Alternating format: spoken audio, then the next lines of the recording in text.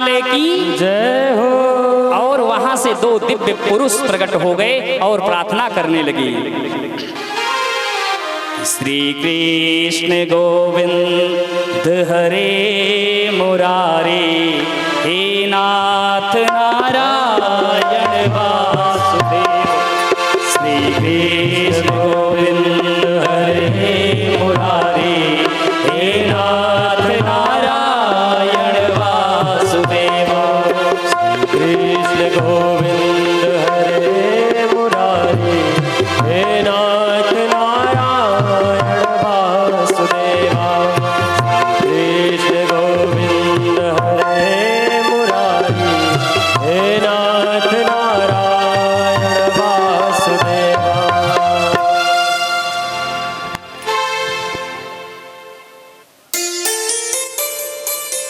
जब दिव्य पुरुष प्रकट हो गए,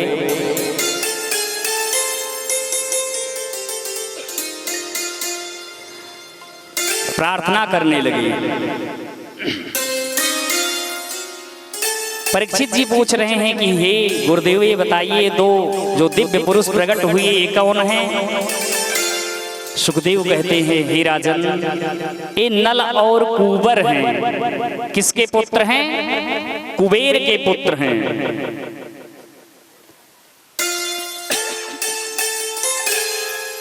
एक बार की बात है, कुबेर के पुत्र हैं, ऐसे वैसे किसी साधारण व्यक्ति के पुत्र नहीं हैं। कहते हैं एक दिन इनको अंधकार हो गया, अहंकार हो गया। एक तालाब है बहुत सुंदर, उसमें ये लोग निर्वस्त्र होकर के स्नान कर रहे थे। पूर्व जन्म की घटना बता रहे हैं कि निर्वस्त्र होकर के स्नान कर रहे थे और नारद जी का आगमन हुआ। और कहते हैं कि कोई छोटा मोटा गृह मंत्री हो, मान लो, उसके पुत्र के पास जब धन आ जाता है तो उनके बच्चे पता नहीं क्या क्या करते हैं। तो ये तो कुबेर के पुत्र हैं। श्रीमदांध हो रहे थे, धन के घमंड से चूर्ण थे और धर्म को त्याग करके, सत्कर्म को त्याग करके, अपने कर्म को त्याग करके क्रीड़ा कर रहे थे, खुले में स्नान कर रहे थे निर्वस्त्र होकर के। नारद जी को देख करके और लोग थे वहां पर, सभी लोग निकल करके प्रणाम किए, लेकिन इतने मदिरा पी के मदमस्त थे, सुरापान करके, कि इनको कुछ दिखाई नहीं दिया। नारद जी को क्रोध आ गया। नारद जी इनको श्राप दे दिए कि जाओ, तुम जिस तरह से जड़ता कर रहे हो, जड़ हो जाओ। क्या हो जाओ? जाओ तुम जड़ हो जाओ। तब नारद जी की प्रार्थना करते हैं। वही नारद जी फिर आशीर्वाद देते हैं कि जाओ, जब भगवान कृष्ण का जन्म होगा तब जाकर के उनकी कृपा से आपका उद्धार होगा। कह रहे हैं, हे राजन, यही दोनों नल और कुबर हैं, कुबेर के पुत्र हैं, इनका ही भगवान ने आज उद्धार कर दिया। और वो दोनों दिव्य पुरुष प्रार्थना कर रहे हैं कि हे भगवान, कन्हैया की प्रार्थना कर रहे हैं कि वाणी गुणानुकथये, वाणी गुणानुकथने।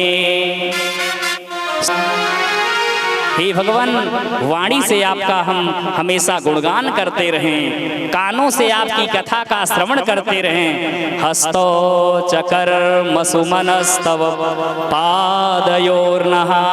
हे भगवान, पैरों से आपका दर्शन करने के लिए मंदिर जाते रहें, हाथों से सत्कर्म करते रहें। स्मृत्यां शिरस्तव निवास जगत प्रणामे। हे भगवान, एक जन्म नहीं, जन्म जन्मांतर आपका स्मरण हमको बना रहे। दृष्टि ही सतां दर्शनेस्तु। हे भगवान, इन आँखों से हर क्षण हर पल आपका दर्शन करें, आपका चिंतन करें। भवतनु नाम, यह कृपा कीजिए, यह आशीर्वाद दीजिए। भगवान ने कहा ऐसा ही होगा। भगवान भी कहते हैं, नायम मयानि तीर्थानि। भगवान क्या कह रहे हैं? नायम मयानि तीर्थानि नाधीवामृतक्षलामया।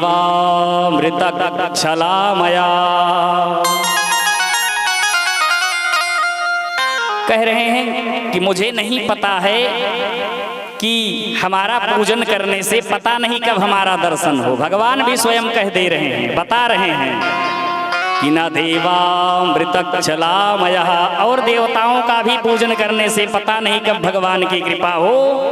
तो कह रहे हैं क्या करें प्रभु? कह रहे हैं ते पुनन्ति कुरु कालेन दर्शनादेव साधवः। लेकिन संतों का दर्शन करने से, संतों का पूजन करने से, संतों का संग करने से, सत्संग करने से जीव का परम कल्याण हो जाएगा। उन्हीं संतों की शरण में जाइए, संतों का संग कीजिए, स्मरण कीजिए निरंतर, जैसे कि हम और आप कर रहे हैं। हमारे और आपके ऊपर परमात्मा की बहुत बड़ी कृपा है प्यारे भक्तों।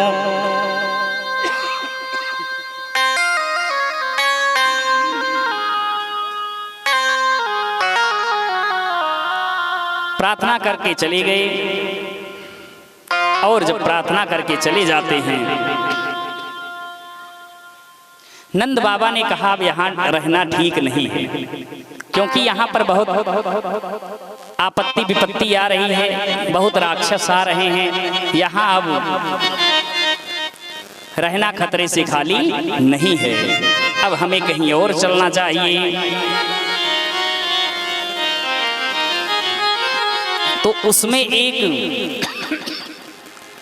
गोपानन्दादयः श्रुत्वा द्रुमयोपततोरम् तत्र जगमुः गुरुश्रेष्ठ निर्घात भय शंकिता। अब यहाँ भय लगता है, तो वहाँ पर एक उपनंद हैं, एक नंद बाबा हैं और एक उपनंद हैं। उपनंद जी कहते हैं कि वनम वृंदावनम नाम, यहाँ पर तो बहुत वन हैं, बहुत मधुवन, निधिवन, आनंदवन, कई वन हैं। वनम वृंदावनम नाम पसव्यम नवकाननम गोप गोपी गवाम सेव्यम पुण्याद्रे तृणवेरुधम। सबने कहा कि गोपवन, मधुवन, आनंदवन चलिए, लेकिन जो उपनंद जी हैं कहते हैं कि हे महाराज, हे बाबानंद, हमको वृंदावन चलना चाहिए। कहाँ पर? वृंदावन में चलना चाहिए, वहां पर हम लोग सुरक्षित रहेंगे।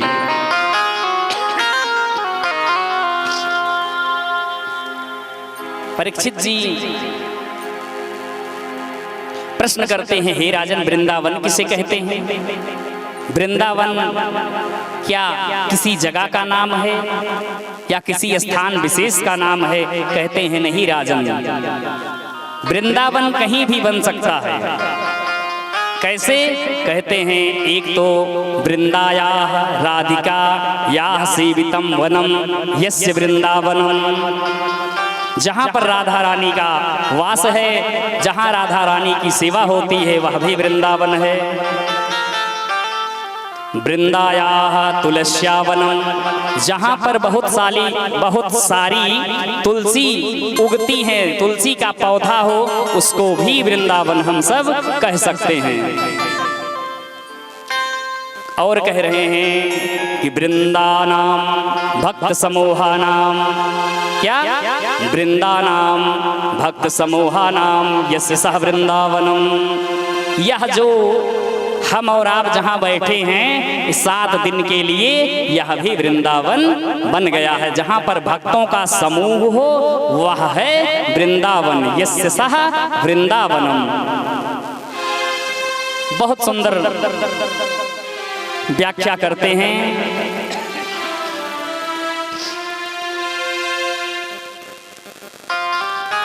वृंदावन की बहुत महिमा गाते हैं। उसके बाद में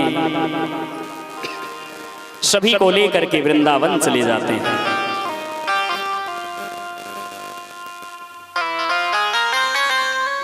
भगवान जब वृंदावन पहुंच गए तो वहां भी भगवान सबको आनंदित कर रहे हैं। परम आनंद प्रदान कर रहे हैं। भगवान कुछ दिन बाद बछड़ी चराने लगी, वत्सपाल बन गए। एक दिन भगवान ने वत्सासुर का मोक्ष कर दिया और उसके बाद में भगवान ने एक दिन बकुला बन के जो आया था बकासुर का भी उद्धार कर दिया। बोलिए भक्त भगवान की जय हो, बोलिए कृष्ण कन्हैया लाल की जय हो। इसी तरह से महाराज कंस राक्षसों को भेजते गए और भगवान एक दिन अघासुर का भी उद्धार कर दिया। बोलिए कृष्ण कन्हैया लाल की जय हो।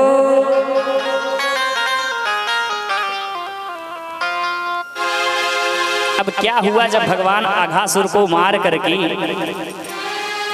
सभी ग्वाल वालों के साथ बैठते हैं और दोपहर कालीन चले गए हैं। राजा कहते हैं कि हे भगवान सुखदेव कहते हैं राजा परीक्षित से कि हे राजन, जब अघासुर को मार करके भगवान एक साल बाद क्यों आए? एक साल बाद आप कह रहे हैं कि एक साल बाद की कथा आप सुना रहा हूं। एक साल बीत गया, प्रश्न करते हैं, थोड़ा प्रकाश डालिए। कह रहे हैं हे राजन, जब अघासुर का भगवान ने वध कर दिया और बैठ करके दोपहर का भोजन कर रहे हैं, और जब दोपहर का भोजन कर रहे हैं तो भगवान वही प्रेम, क्योंकि भगवान जो है भाव के भूखे हैं। जो आनंद शिवरी मैया को भगवान ने प्रदान किया था, जो विदुरानी को प्रदान किया था, विदुर जी महाराज को, जो सुदामा को आनंद प्रदान किया, वही आज ग्वाल वालों को भी आनंद प्रदान करना चाह रहे हैं। या भगवान हर भक्त को वही आनंद, भक्त का भाव जिस तरह से होता है, भगवान प्रकट तो उस तरह से होते हैं, लेकिन आनंद सबको एक जैसा ही प्रदान करते हैं, क्योंकि आनंद में भेद नहीं है। फल में जब भगवान की कृपा हो ही जाती है तो आनंद ही आनंद है। आज सबको आनंद से भगवान उनको खिला रहे हैं, वो भगवान को बाल बाल खिला रहे हैं, और ऐसा देख करके आज ब्रह्मा भी मोहित हो गए। प्यारे भक्तों, तो हमारा और आपका सामर्थ्य ही क्या है? ये कथा हमको सिखा रही है कि कहीं दुख आ जाए, कहीं कोई समस्या आ जाए, अगर हम भक्ति कर रहे हैं तो हमको भ्रमित नहीं होना है, मोह में नहीं पड़ना है, या कहीं हम धर्म मार्ग पर चल रहे हैं और कहीं किसी स्वार्थ बस अपने मार्ग को बदलना पड़े तो बदलना नहीं है। भगवान हैं, भगवान थे और भगवान ही रहने वाले हैं। भगवान के बिना ना हमारी और ना आपकी किसी की कोई सामर्थ्य नहीं है। ब्रह्मा को भी आज मोह हो गया। ब्रह्मा जी ने सोचा कि अरे कैसे भगवान हैं, सब इनको भगवान भगवान कह रहे हैं। गर्गाचार्य भी आए, वो भी भगवान जैसा वर्णन करके चले गए। सभी लीला का रसास्वादन कर रहे हैं, लेकिन ये भगवान नहीं हो सकते, क्योंकि जब माया जकड़ती है तो ब्लैक वाला पर्दा जो है हमारे और आपकी आंखों पे लग जाता है, और जब लग जाता है तो हमको कुछ दिखाई देता नहीं है। और आज वही हुआ। गाय कुछ दूर निकल गई। भगवान ने कहा कि गाय तो दूर जा रही, ग्वाल वालों ने कहा कि हम जाएंगे लाने, हम जाएंगे, लेकिन भगवान ने कहा कि नहीं। भगवान तो समझ गए ब्रह्मा को मोह हो गया है, उनके मोह को भी दूर करना है। अंतर्यामी है, सर्वसमर्थ है। भगवान हमारे जाते हैं गाय को हाँकने, और इधर ग्वाल वालों को ब्रह्मा लेकर के ब्रह्मलोक चले गए। उधर क्या होता है, जब यहाँ भगवान आकर के देखते हैं तो वहाँ गायों को, बछड़ों को लेकर के भगवान की परीक्षा लेने के लिए ब्रह्मलोक चले गए। भगवान देखते हैं इधर उधर, फिर भगवान तो अंतर्यामी है, सर्व अंतर्यामी है, जान रहे हैं जितने ग्वाल थे उतना ग्वाल का रूप भगवान ने ले लिया, और जितनी गायें थी सब गाय और बछड़ा भगवान ही बन गए। और ऐसे लीला 1 साल तक चली। जब 1 साल बाद ब्रह्मा आकर के देखते हैं तो वही ग्वाल, वही गाय बछड़ी लीला जब चल रही है तो ब्रह्मा को ज्ञात हुआ, मोह उनका दूर हुआ और ब्रह्मा सोचते हैं कि चलो भगवान की शरणागति स्वीकार की जाए। जैसे ब्रह्मा यहाँ आते हैं वैसे भगवान ब्रह्मलोक पहुंच जाते हैं और भगवान ने कह दिया कि हे द्वारपालों, जरा देखना इस समय बहुत नकली ब्रह्मा घूम रहे हैं, अगर कोई कहे कि मैं ब्रह्मा हूं तो उनको आने मत देना। लगा दिया भगवान ने टाइट वाला पहरा, क्योंकि जब भगवान रुष्ट होते हैं या भगवान से हम विमुख होते हैं तो सारे रास्ते बंद हो जाते हैं। भगवान जब लेता है तो चमड़ी तक नहीं छोड़ता है और जब देता है तो छप्पड़ अगर आपके पास है, आंखों में पट्टी बांधे होंगे तो वह फट जाएगी, आपको मिल जाएगा, सामने होगा, छप्पड़ फाड़ के देते हैं भगवान।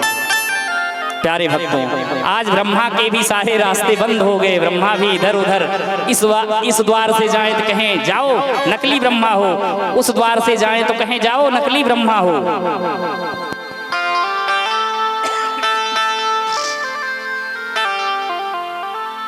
सुखदेव जी कह रहे हैं कि भगवान वहां ग्वाल बाल बने हैं और यहाँ ब्रह्मा इधर उधर चकित होकर के घूम रहे हैं।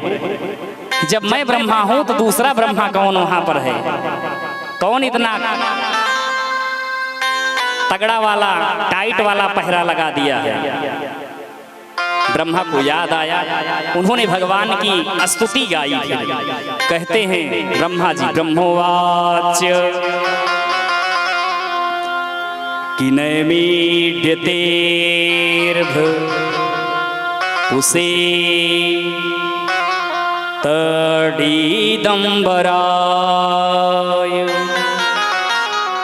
गुंजावतंस परिपेक् छल सन्मुखाय वन्यास्त्रजे कवलवेत्र विषाणवेणुः लक्ष्मक स्त्रिये मृदुपदे पशुपांगजाय। हे लक्ष्मी प्रिय, हे लक्ष्मीपति, हे जगत के अधिष्ठाता, हे आनंद कंद सच्चिदानंद परमानंद, आप ही इस जगत को चला रहे हैं। अब मैं जान गया, आपकी ही माया से मैं मोहित हुआ हूँ। बहुत सुंदर प्रार्थना करते हैं, त्राहि माम शरणागतम रक्ष माम, मेरी रक्षा कीजिए। इस प्रकार से जब ब्रह्मदेव ने प्रार्थना किया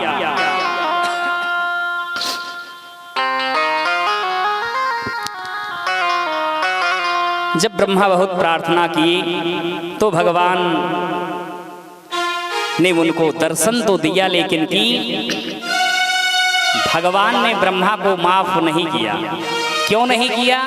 क्योंकि भगवान को प्यारे भक्तों गाली दे दोगे चलेगा, भगवान को गाली आप देंगे चलेगा, लेकिन भगवान के भक्त का, भगवान के प्रसाद का, भगवान के संत का क्योंकि एक बार आपको कोई गाली दे देगा या कष्ट दे देगा तो आप हो सकता है संतोष कर ले, लेकिन आपके पुत्र को अगर कोई दुख दे देगा, कोई दुख देता है तो हमसे और आपसे सहन नहीं होता है। उसी तरह से भगवान के हम सब भक्त हैं, भगवान के मित्र हैं। मित्रों का जब अपमान किया ब्रह्मदेव ने तो भगवान ने उनको क्षमा नहीं किया, लेकिन कृपा किए, शरणागत की रक्षा किए, ब्रह्मा को ब्रह्मलोक दे दिया। क्योंकि भगवान, एक तो प्यारे भक्तों बता दूं 2 बात। एक तो भगवान की कृपा है, कृपा सब पर होती है, लेकिन जो विशेष कृपा है वो भक्तों पर ही होती है। कैसे? आइए उदाहरण से समझिए। जैसे माता पिता के 3 पुत्र हैं, या 4 पुत्र हैं, 5 पुत्र हैं, कितने भी हों इससे मतलब नहीं है, लेकिन जो पुत्र पिता से प्रेम करता है, पिता के वचनों का पालन करता है, पिता का कहना करता है, पिता की सेवा करता है, तो जो विशेष प्रेम होगा, जो विशेष कृपा होगी, जो कुछ विशेष कहना होगा, जो विशेष देना होगा, आप लोग किसको देंगे? जो दुष्ट पुत्र है भोजन तो उसको भी देंगे, उसकी भी चिंता आप करेंगे, लेकिन जो प्रेम है या कोई आपको पद देना होगा तो जो आपकी सेवा करता है उसी को देंगे। हाँ या ना? अगर सत्य कह रहा हूं तो जोरदार ताली बजाओ। पहले कंजूस हो आप लोग बहुत ही बड़े, ताली भी नहीं बजा पाते हो। कुछ अच्छा लगता है, कुछ बुरा लगता है तो ताली बजाने से भगवान के कीर्तन में, भजन में हमारे हाथों की जो रेखाएं हैं, जो हमारा भाग्य खराब है, संतों का मत है कि वह सही होता है। और दूसरी बात है, ताली बजाने से हमारे शरीर की जितनी बीमारियां हैं वो दूर हो जाती हैं। अगर रोज ताली बजा करके कीर्तन करते रहोगे तो एक्यूप्रेशर जिसे कहते हैं जी, तो उससे भी हमारी सारी बीमारियां नष्ट हो जाती हैं। किसी को कोई भी बीमारी हुई हो, पंजे में और हाथों की हथेलियों में अगर एक्यूप्रेशर किया जाए तो हर बीमारी नष्ट होती है। हर बीमारी ऐसी कोई बीमारी है नहीं, लेकिन बस जानकारी होनी चाहिए, लगन से करने वाला होना चाहिए, दासत्व भाव से, ना कि टाइम पास करने के लिए, ना कि पैसे के लिए। क्योंकि जब पैसे के लिए करेंगे तब भी कुछ कमी रह जाएगी, टाइम पास के लिए करेंगे तब भी कुछ कमी रह जाएगी, लेकिन जब मन से किया जाएगा, एक्यूप्रेशर जो होता है ऐसे दबाए जाता है नसें, तो जरूर हर बीमारी नष्ट हो सकती है। इतना सामर्थ्य है। लेकिन हाथों की भी और पैरों की भी, तब जाकर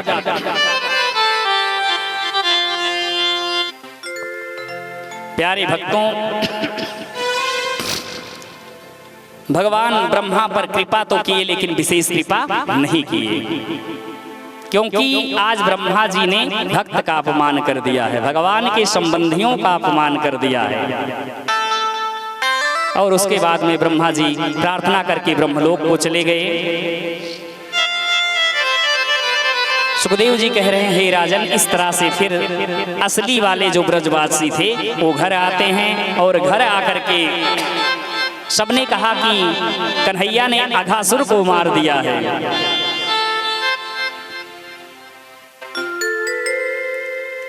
तब सबने अपनी सारी घटना बताया। सबने कहा कि भगवान ये कन्हैया नहीं है, भगवान हैं, ये गोविंद हैं, केशव हैं। फिर भगवान ने सबको माया से ढक दिया। फिर से वही ग्वाल बाल कृष्ण कन्हैया लाल सबको दिखाई देने लगे। उसके बाद में शुक्ल पक्ष कार्तिक का महीना आया, गोपाष्टमी दिन बुधवार, शुभ मुहूर्त निकाला गया कि हमारे अब कन्हैया जो हैं गाय भी चराने जाएंगे। अभी तक बछड़ा ही चरा रहे थे, अब गाय को भी ये चराएंगे। और उसके बाद में भगवान ने लीला की आगे, बलराम जी जा करके अब धेनुकासुर का वध कर देते हैं। धेनुकासुर को बलराम जी ने घुमा करके पटक दिया और जय जय सीताराम हो गया। बोलिए बलदाऊ भैया की जय हो, बोलिए कृष्ण कन्हैया लाल की जय हो।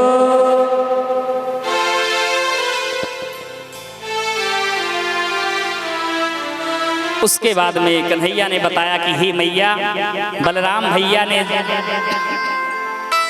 आज एक असुर को मार दिया है। बलराम रुष्ट हो गए, बोले जाओ कन्हैया, आज से तुम्हारी मंडली अलग, हमारी मंडली अलग। भगवान को और लीला करना है, भगवान को और लीला करना था। भगवान कालिया का उद्धार करना चाह रहे हैं। कालिया जो नाग है, जो यमुना के जल को दूषित कर रहा है, कालिया मोक्ष भगवान करना चाहते हैं। और भगवान जाते हैं ग्वाल बालों के साथ, वहां पर गेंद खेलते हैं।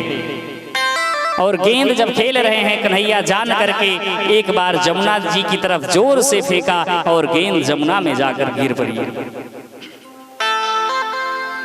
मधुमंगल की गेंद थी। मधुमंगल कहने लगे कि हे कन्हैया, आपने हमारी गेंद को फेंक दिया है, ले आओ ले आओ। बच्चे होते ही ऐसे हैं, हम आप भी कभी खेल खेले हैं तो जब कोई घटना घटती थी तो उसी तरह से हम आप भी रोते थे, रूठते थे, मांगते थे। और भगवान न इधर देखा न उधर देखा, और भगवान कदम्ब के वृक्ष पर चढ़ करके जोर से छलांग लगा दिए और सीधे जा करके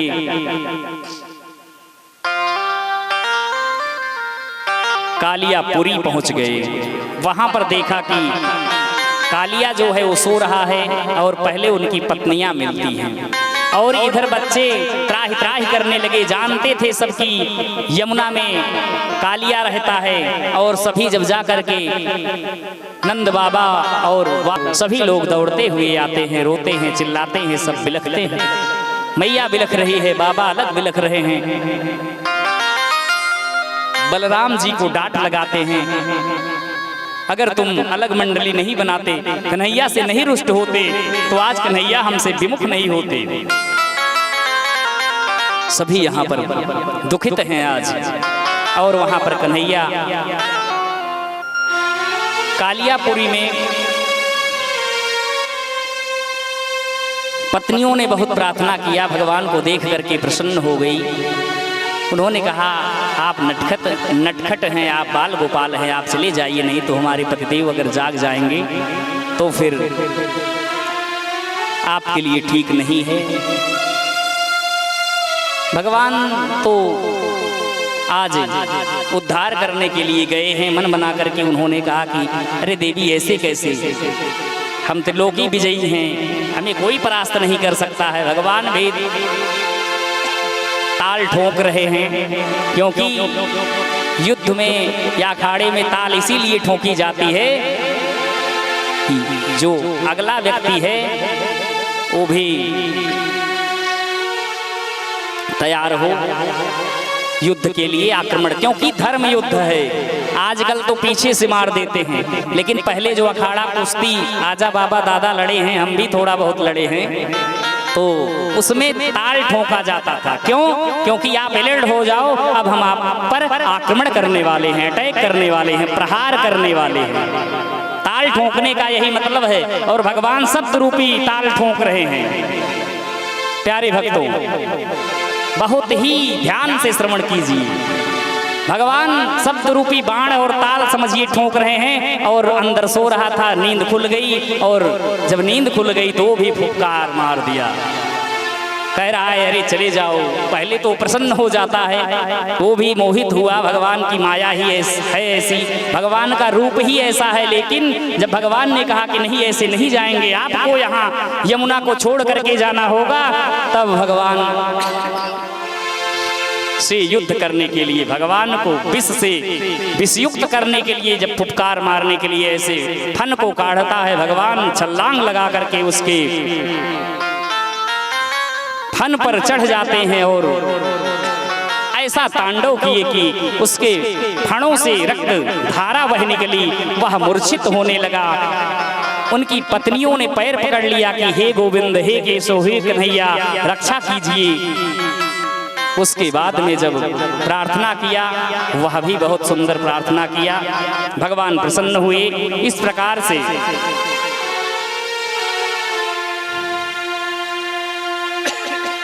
भगवान ने कहा, आप जाइए, आप रमणद्वीप में वास कीजिए, वहां पर आपको कुछ नहीं होगा। क्योंकि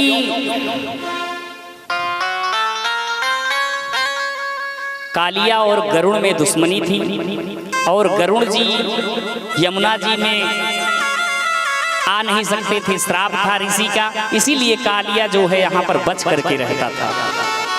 अब भगवान ने आशीर्वाद दे दिया कि हमारे चरणों का चिन्ह है आपके फनों पर, अब आपका गरुड़ जी कुछ नहीं बिगाड़ेंगे, आप जाइए रमणद्वीप में वास कीजिए।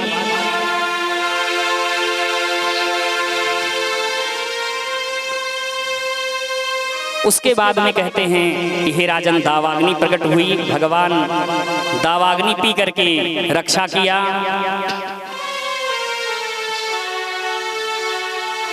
उसके बाद में ग्रीष्म ऋतु का भी वर्णन करते हैं, बरसात का वर्णन करते हैं, शरद ऋतु का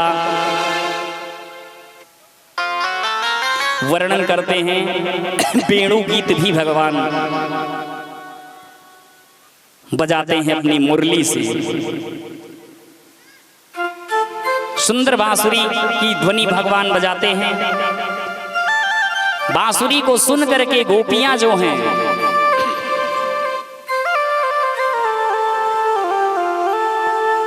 सुन करके गोपियां जहां की तहां कार्य को छोड़ करके चली जाती हैं भगवान की बांसुरी का श्रवण करने के लिए। भगवान कहते हैं, हे देवियों, अभी आपकी जो तपस्या है पूर्ण नहीं हुई है, आपकी तपस्या अभी अधूरी है। गोपियां भी प्रार्थना करती हैं।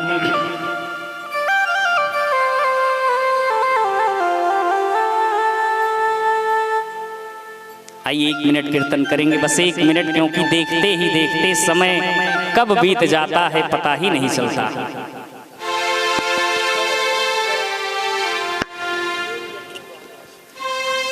घनश्याम तेरी बंसी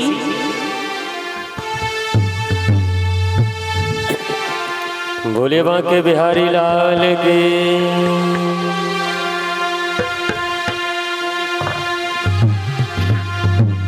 घनश्याम तेरी बंसी ताली बजाते हैं। पागल कर जाती है। घनश्याम तेरी बंसी पागल कर जाती है।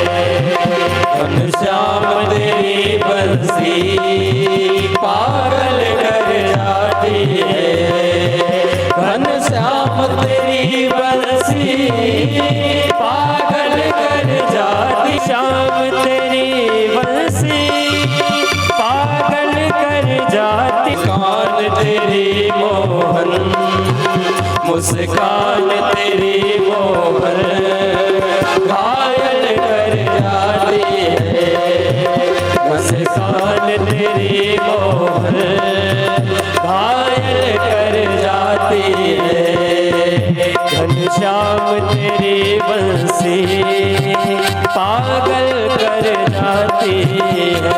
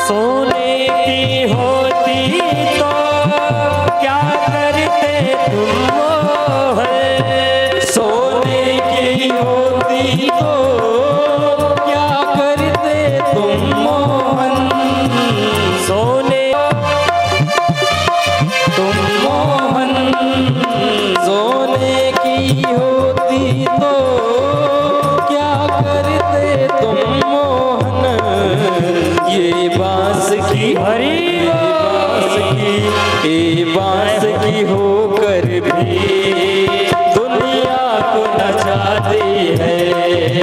घनश्याम तेरी बंसी पागल कर जाती है।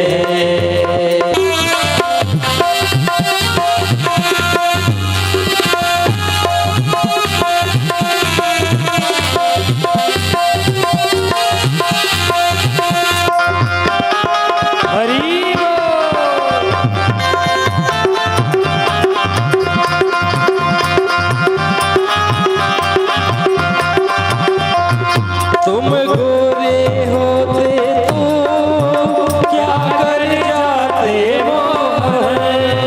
तुम गोरे होते तो क्या कर जाते मोहन।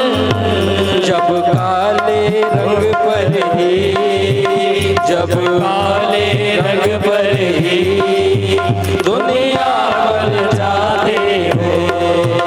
घनश्याम तेरी बंसी पागल कर जाती है। घनश्याम तेरी बंसी घनश्याम तेरी बंसी पागल कर जाती है। घनश्याम तेरी बंसी पागल कर जाती है, मुस्कान तेरी मोहन, मुस्कान तेरी मोहन घायल कर जाती है। घनश्याम तेरी बंसी पागल कर जाती है, घनश्याम तेरी बंसी पागल कर जाती है, घनश्याम तेरी बंसी पागल कर जाती है। बोले वृंदावन बिहारी लाल की जय हो, बोले श्यामरी सरकार की जय हो। जय जय श्री राधे। प्यारे भक्तों, भगवान ने वेणु गीत का वादन किया। गोपियां जब गई भगवान के पास तो भगवान ने कहा, हे देवियों, अभी कुछ आपके जो पाप कर्म हैं अधूरे हैं, अभी कटे नहीं हैं, अभी आपकी जो तपस्या है वो पूर्ण नहीं हुई है। हे देवियों, अभी कुछ समय और जप तप करो, अभी थोड़ा और इंतजार करो, आपके मनोरथ को जरूर पूरा करेंगे। भगवान का वचन सुनकर के देवियां सब चली आती हैं, गोपियां। और उसके बाद में सुखदेव जी कहते हैं, हे राजन, आज दिवाली का दिन आ गया, शुभ दीपावली जो हम लोग जानते हैं। उत्सव आ गया, मिठाइयाँ बनने लगी, सारी व्यवस्था होने लगी। और जब सारी व्यवस्था हो रही है, तैयारी हो रही है, कन्हैया को और लीला एक करना है, एक वादा और पूरा करना है। कौन सा वादा? जो रामावतार में भगवान ने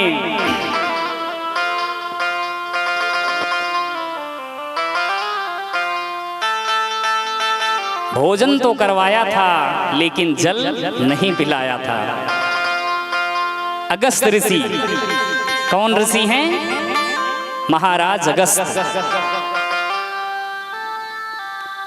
जब एक बार निमंत्रण मैया ने दिया था और भगवान एक ब्राह्मण लेकर के आए थे, मैया ने बहुत सारा पकवान बनाया। भगवान खाते खाते खाते खाते अगस्त ऋषि जो हैं, मैया जब थक गई तो भगवान ने कहा कि तुलसी दल डालिए। भगवान ने जब स्वयं ग्रहण किया, अगस्त जी का पेट तो भर गया। उन्होंने कहा, मैया जल नहीं पिलाएंगी? भगवान ने कहा, अभी नहीं, फिर बाद में। वही एक तो सुखदेव स्वामी कह रहे हैं, उनका मनोरथ और उनका जो वादा किया है उसे पूरा करना है। क्योंकि भगवान देखिए एक जन्म में नहीं, इसीलिए कहा जाता है कि जन्म जन्मांतर, युग युगांतर, कल्प कल्पांतर जब हम तपस्या करते हैं तब जाकर के कहीं कन्हैया की कृपा होती है। दो मार्ग हैं, एक तो चाहे ज्ञान मार्ग से, क्योंकि ये ऋषि हैं, योगी हैं, इनको कई जन्म लग गया। और जो भक्त होते हैं भगवान क्षण में भी प्रसन्न होते हैं, क्षण में भी भगवान मिल सकते हैं और कई कल्प लग सकता है। वहां पर उनको अहंकार हो गया था कि मैं बहुत खा सकता हूं।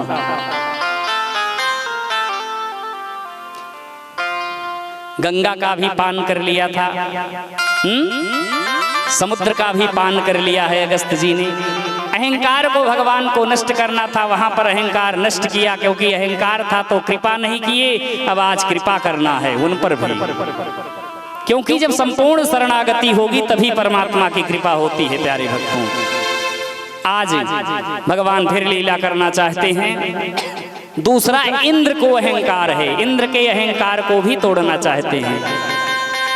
जो हूं सो मैं हूं। कोई भी यज्ञ जब तब हम करते हैं तो इंद्र तुरंत इंद्र चौराय नमः, संसक्राय नमः। हर आसन इंद्र सोचते हैं कि मेरा ही अधिकार है, जो कुछ भी है सब पर मेरा हक है। कोई यज्ञ करता है, कोई जप तप करता है तो इंद्र पहले आक्रमण करते हैं। अश्वमेध यज्ञ जब बड़ी बड़ी हुई हैं, कई बार आप लोगों ने कथा का श्रवण किया है, उधर नहीं जाएंगे क्योंकि समय देखते देखते प्यारे भक्तों आरती का समय आ गया। आइए हम लोग क्योंकि जहां पर समय की बाध्यता नहीं है, समझिए कोई कार्य, कोई सा भी कार्य हो, जहां पर टाइमिंग नहीं है वहां पर पूर्णता भी नहीं है, अस्त व्यस्त हो जाता है सब कुछ। इसलिए टाइमिंग जैसा कि दिया गया है 6 बजे आरती का और प्रसाद का, 2 से 6, तो उसके अंतराल में ही हमें और आपको भी इस कथा को रसास्वादन करना है, श्रवण करना है, आनंद को प्राप्त करना है। आइए, दीपावली का उत्सव आ गया है, तैयारियां चल रही हैं। भगवान ने प्रश्न कर दिया कि हे पिताजी, हे पिताश्री, हे मैया, ये तैयारी क्यों चल रही है? 56 भोग क्यों बन रहे हैं? क्या आवश्यकता है? क्या कोई आने वाला है? क्या कोई उत्सव है? मैया ने बताया कि हे कन्हैया, आज दीपावली के दिन इंद्र का पूजन होता है। इंद्र ही हैं जो सबको जल जब बरसाते हैं तो अन्न प्राप्त होता है। जल के बिना यह जीवन अधूरा है। इंद्र ही देवताओं के राजा हैं, इसलिए आज इंद्र देव का पूजन है। अगर हम लोग इंद्र का पूजन नहीं करेंगे तो इंद्र रुष्ट हो जाएंगे, जल वृष्टि नहीं करेंगे, और जब जल वृष्टि इंद्र नहीं करेंगे तो हमारा अन्न नहीं होगा और हम लोग भूखे मर जाएंगे। इसलिए इंद्र का पूजन होगा। आज भगवान इंद्र को याद दिलाना चाहते हैं कि हमारे भक्त का कभी अपमान मत करना, सबका अपमान कर देना, लेकिन जो हमारे भक्त होंगे उनका अपमान मत करना। इंद्र को भी ज्ञान देना चाहते हैं भगवान। सुंदर व्यवस्था हुई, सबने कहा कि इंद्र का पूजन होगा, लेकिन कन्हैया ने कहा कि आप इंद्र का पूजन क्यों करते हैं आप लोग? अरे गोवर्धन महाराज नहीं हैं अपने, वहां पर गायें अपनी घास चरती हैं, वहां पर जाती हैं। गोवर्धन महाराज हैं, इन्हीं का पूजन कीजिए।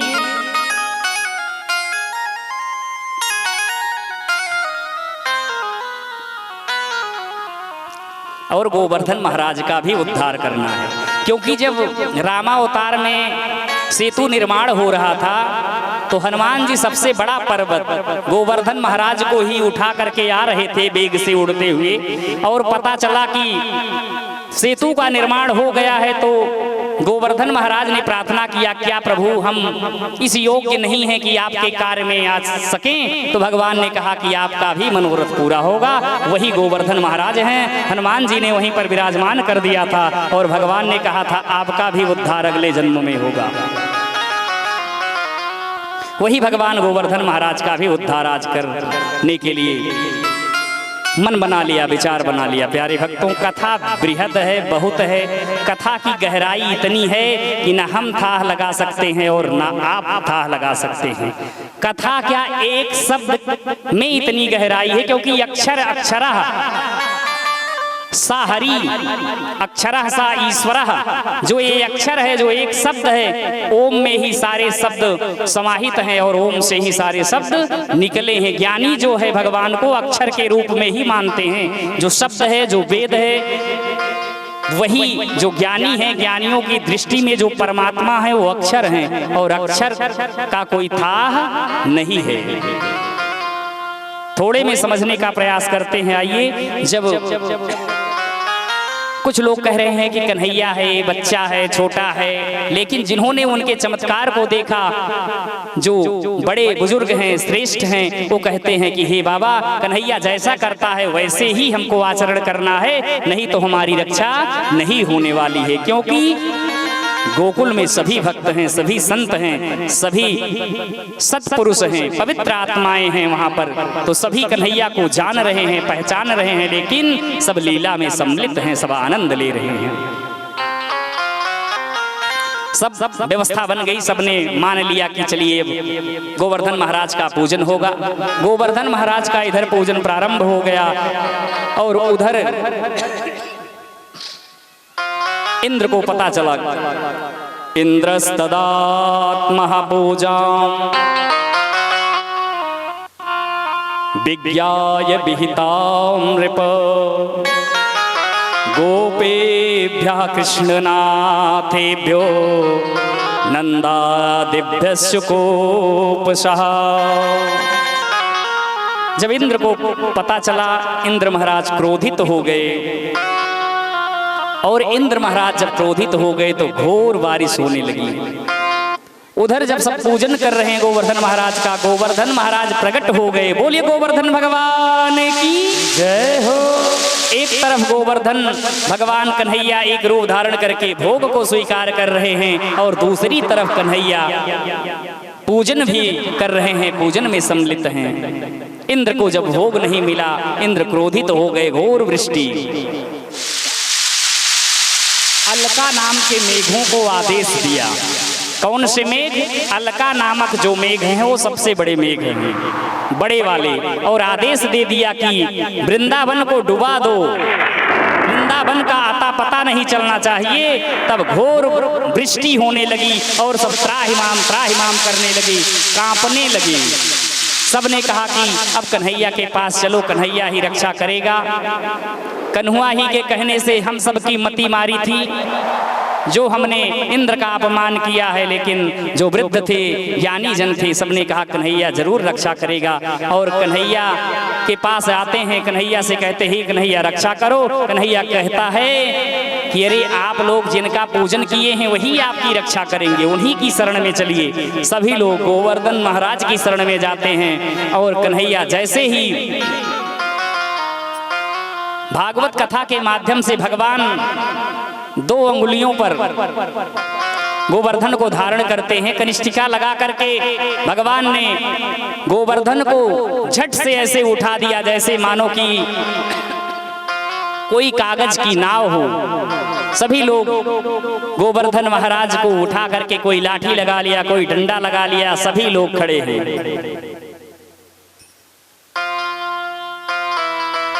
और प्यारे भक्तों, एक बार प्रेम से बोलिए गोवर्धन महाराज की जय हो। गोवर्धन महाराज का पूजन चल रहा है, इंद्र वर्षा कर रहे हैं। इंद्र वर्षा करते करते थक गए और अगस्त मुनि जलपान कर रहे हैं। जब इंद्र वर्षा करके उनका जल पूरा समाप्त हो गया, तब जब देखते हैं कि जाओ देखो वृंदावन की क्या स्थिति है, जब आकर के देखते हैं तो धूल उड़ रही है वहां पर।